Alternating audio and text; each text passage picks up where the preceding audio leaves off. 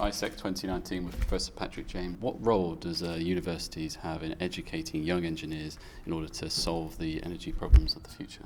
Well, really, for me, it's about creating this almost like an engineer plus, someone who can think beyond the normal solution and really add that value, that flexibility to a solution or an idea or a building, so that it can adapt to climate change, future demand, greater rainfall frequency, for example, in a type of building, how adaptable it is. So go beyond the traditional to a solution which adds real value. Maybe it's cheaper to maintain, cheaper to install, longer lasting, more flexible, all of those aspects. That's really what we try to bring out with our students. A solution which goes beyond the normal, really. Could you tell us a little bit about how you can teach students to think beyond that? Because a lot of students are just textbook. Let's just read that and learn in order to pass the exam. Okay, this is a good question. So we might take an example of Southampton, down to the waterfront.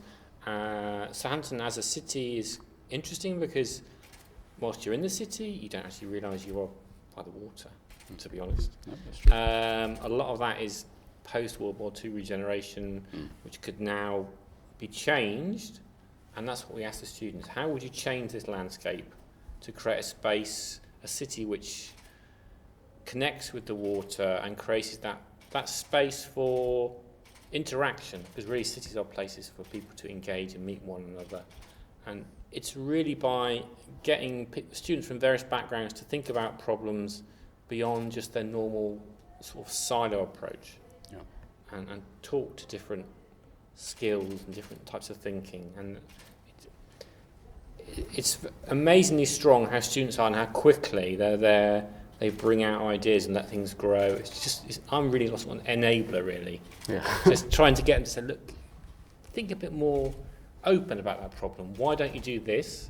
And as soon as you open those paths, then the students then run, and it rapidly evolves. So simply giving them an opportunity to have a holistic approach and actually not just pigeoning them in and saying you have to answer this question provides that. Yeah, trying to create the environment which they can almost open their minds and their thinking and really try and unlock that creativity. That's the key for me.